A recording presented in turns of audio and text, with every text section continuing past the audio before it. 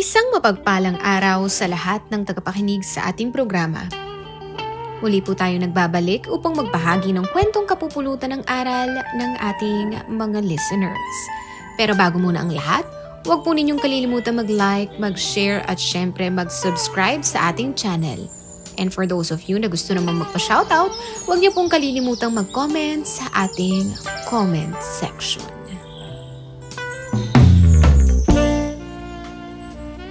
Bago ko simulan ang aking kwento, gusto ko sanang hilingin na huwag niyo sana akong husgahan dahil tao lang rin naman ako nagkakamali.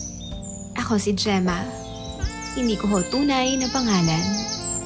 Isa po akong mabuting may bahay, may 3 anak, may sariling negosyong bigasan na pwesto sa isang palengke sa bayan ng Lipa, Batangas.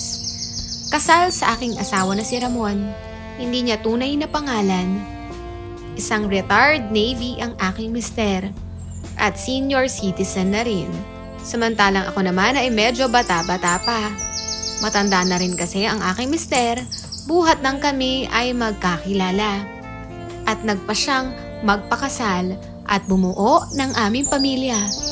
Aaminin ko, boring na po ang buhay naming mag-asawa. Dahil sa may edad na talaga ang mister ko. Kaya't naisipan kong humanap ng thrill at excitement na tinatawag nila.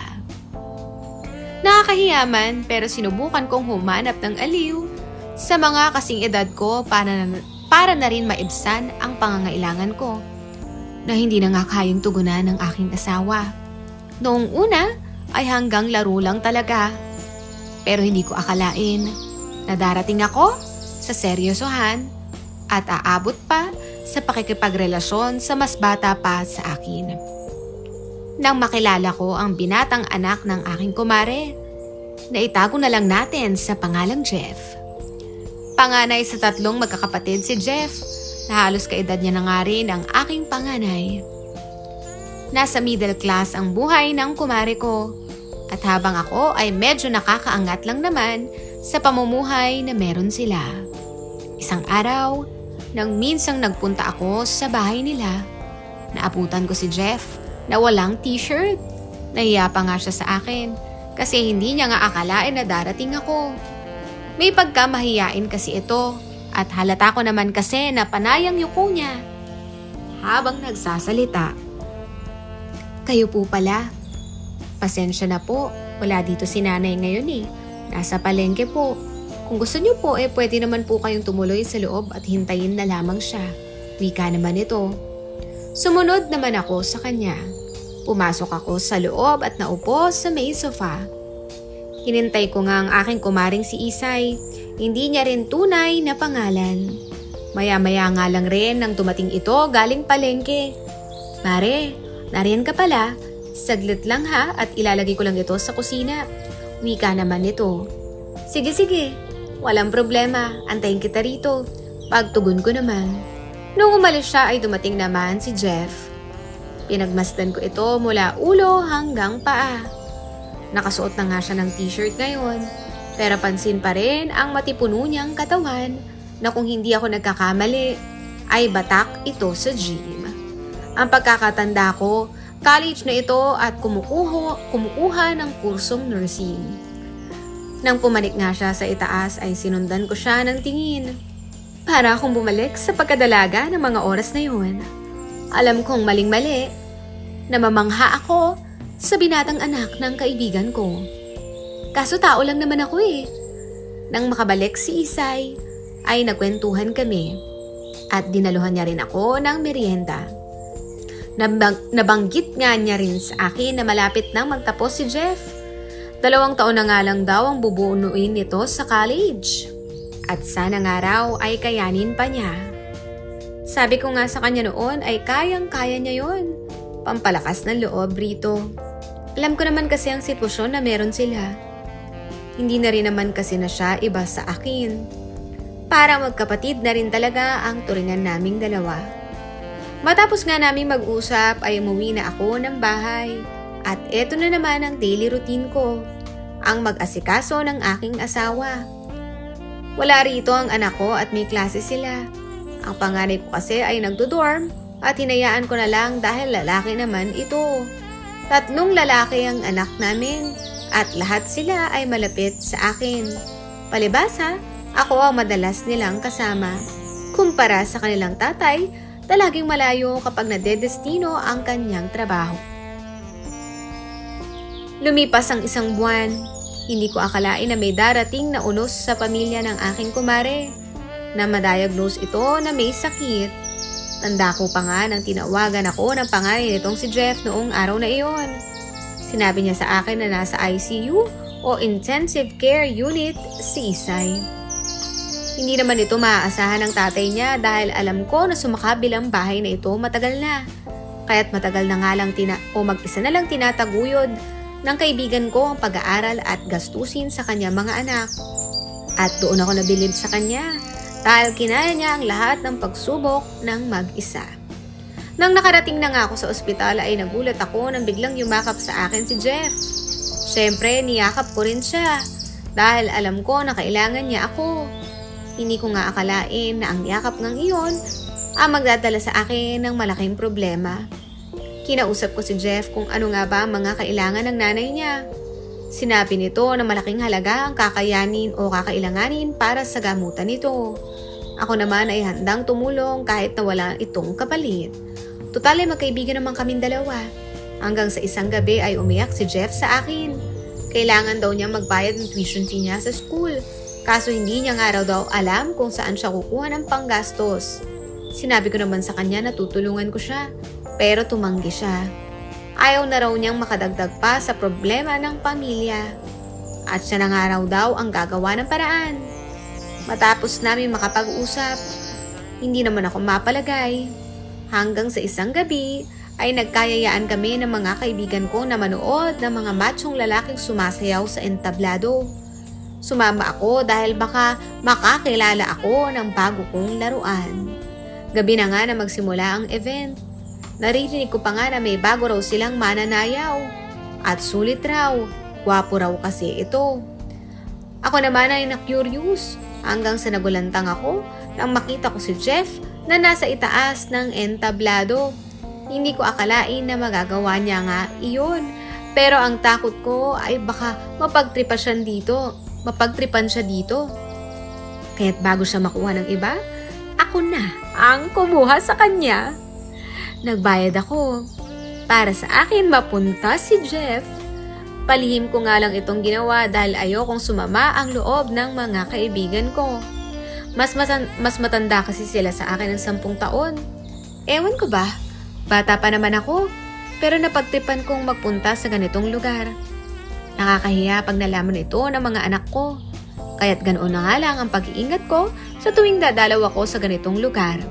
Tinitiyak ko naman na walang makakakita sa akin kahit isa. Naaawa ako sa binata at alam ko naman kung bakit niya ginagawa ang lahat ng ito. Kinakabahan pa nga ako habang papunta sa loob ng kwarto. Tanging dim light lamang ang makikita na liwanag doon. At naroon si Jeff na nakahiga at tila hinihintay ang pagdating ko. Hindi pa nga niya siguro maklaro ang aking muka, kaya't nagsasalita pa ito. Hanggang sa bumangon ito't nilapitan ako. Payakap na sana ito hanggang sa nagsalita ako at binuksan ko ang ilaw. Nagulat pa nga siya nang makilala ako. Tita Gemma, ano hong ginagawa niyo rito? Pagtatanong ni Jeff na halos hindi makapaniwala.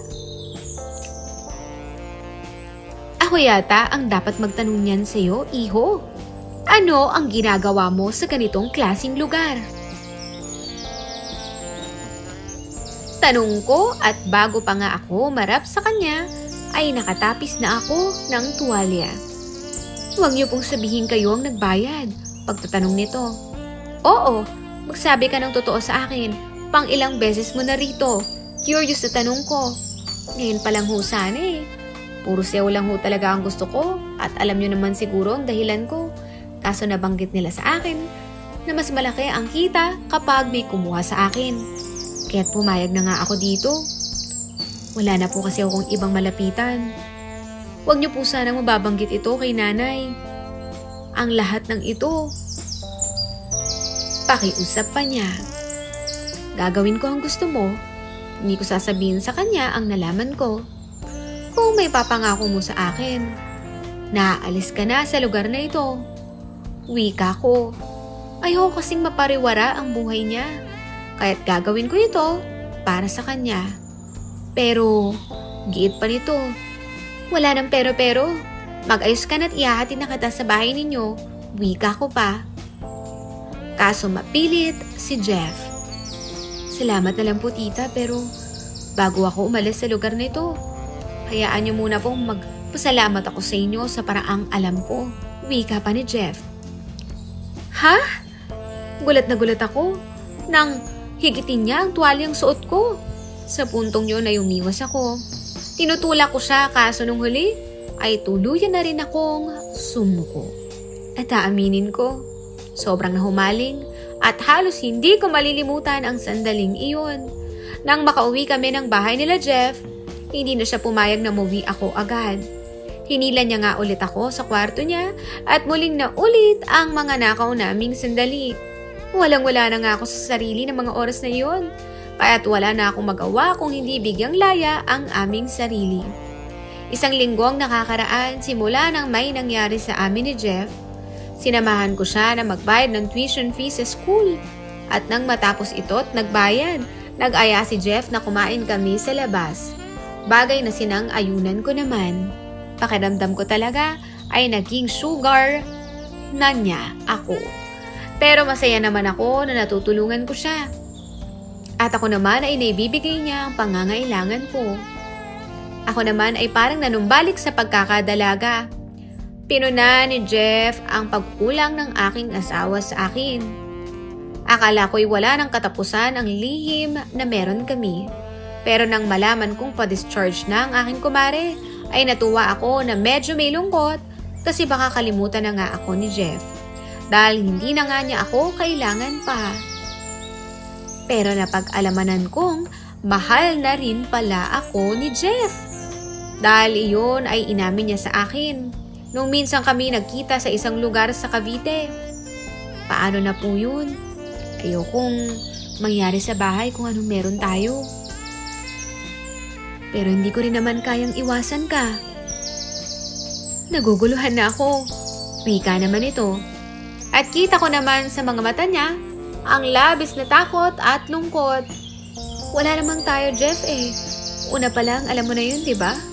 Siguro tanggapin na lang natin dalawa na may hangganan ng lahat. Pagsagot ko. Imbes na sumagot ito, ay ginawaran niya lamang ako. Hanggang sa muli akong napasuko o sumuko sa kanya. Magmula ng araw na iyon ay nag-iwasan na nga kaming dalawa ni Jeff kahit ayaw niya pa. Ako na nga mismo ang pumutol ng aming maling ugnayan. Hindi na rin ako nagpupunta sa bahay pa ng kaibigan ko kapag gusto nitong papuntahin ako sa bahay nila. Ay nagdadahilan ako na may lakad ako o di kaya naman ay ayaw ng asawa ko. Matanda na nga rin kasi ito at kailangan na ng aking kalinga. 3 taon ang nakalipas nang mamatay ang aking asawa sa sakit na kanser. Hindi man namin naagapan dahil sobrang bilis ng pangyayari. Siguro nga ay way na rin iyon ang itaas para hindi na ito mahirapan pa. Umalis ako ng bansa matapos mailibing ang aking mister at tuluyang pinutol ko na ang ugnayan namin ng kumari ko. Lumipas pa nga ang maraming taon at ngayon ay nasa edad 47 na ako. Maayos naman ang aking pamumuhay sa Los Angeles, California. Tahimik lamang ang aking buhay. At may kanya-kanya na ring pamilya ang mga anak ko. Paminsang-minsan ay nadadalaw ito sa akin at kung hindi naman, sa video call na nga lang kami nagkakausap. Hanggang sa isang chat message ang nabasa ko. How are you, Tita Gemma? Pagbasa ko pa lamang ng ganoon ay kinilabutan na agad ako. Isa lang ang nasa isip ko, si Jeff. At nang istok ko ang account nito, ay nakita kong siya nga talaga iyon at masaya akong nakamit na rin niya ang kanyang pangarap. Hindi na ako nag-reply pa rito at ayoko nang tumagal ang aming usapan. Ngunit sadyang mapaglaro yata ang tadhana. Nang minsang umuwi ako ng Pilipinas para makiramay sa namatay kong bunsong kapatid, hindi ko nga akalain na muling magkukrus ang landas naming dalawa ni Jeff. Ang masaklap pa, ay girlfriend na nito ang pamangkin ko. Nagkagulatan na nga lang kaming dalawa at halos hindi makapaniwalang magkikita pa kami. Nagkumustahan kami at sinabi ko ang katotohanan. "Kamusta ka na po?" tanong nito sa akin. Habang nasa loob ang aking pamangkin at kami naman ay nasa labas. "Okay naman ako. Eto, byuda na. At masaya naman sa ibang bansa." Pagsagot ko. Hindi ko na rin sinabi sa kanya kung saan bansa ako nakatira ngayon. At hindi naman yata pa dapat nang malaman pa. Mukhang masaya na rin siya sa piling ni Hana. "Talaga po ba?" Wika nito na parang halatang masaya pa na malamang nag-iisa na lamang ako. "Kumusta naman ang nanay mo?" Balik tanong ko rito. "Okay naman po siya." Pagsagot naman nito. Natigil ang usapan namin nang dumating si Hana at inutusan si Jeff na bumili sa bayan. Nagulat naman ako nang biglang yayain ni Jeff. Tatanggi sana ako, kaso pumayag naman si Hana, kaya't wala na nga rin akong magagawa. Nang nasa loob na nga kami ng sasakyan na minamaneho ni Jeff, nagulat na lamang ako ng isang haplos ang tumapo sa hita ko. Gusto kong isipin na parang binabasos niya nga ako, kaso iba ang dikta ng aking isipan. Tila naging okay lang sa akin ang lahat. Akala ko nga ay nakalimutan ko na ang lahat ng namagitan sa amin. Pero hindi pala. Hanggang sa muli na naman akong naging mahina kay Jeff. Ganun na ba talaga ako kahibang sa kanya? At nagawa kong pumatol rito? Nang dalhin niya ako sa malamig na silid, ay muling naulit at bumalik sa alaala ko ang mga namagitan sa amin. At aaminin ko na-miss ko si Jeff ng sobra-sobra. Sinabihan ko siya na mali ang lahat ng iyon at hindi na dapat maulit pa.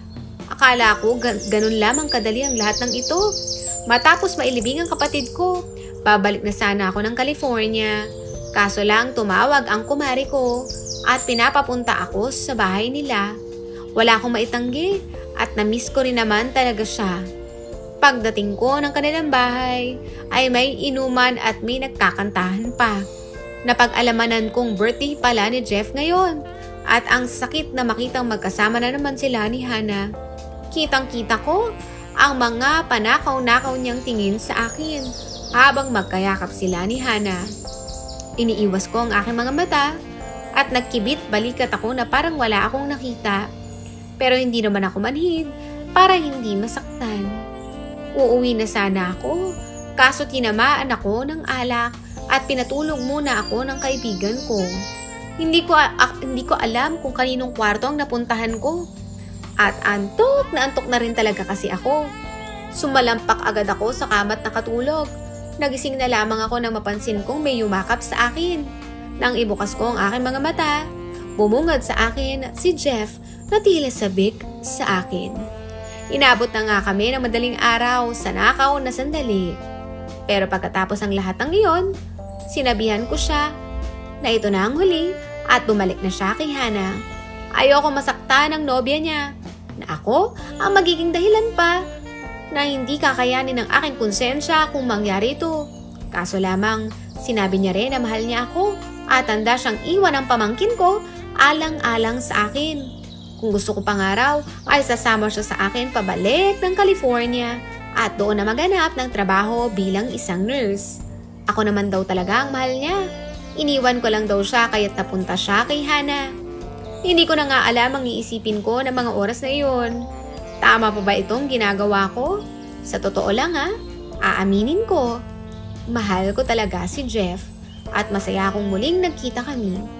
Kaso alam kong mali naman ang gagawin niya dahil masasaktan ang sarili kong pamangkin.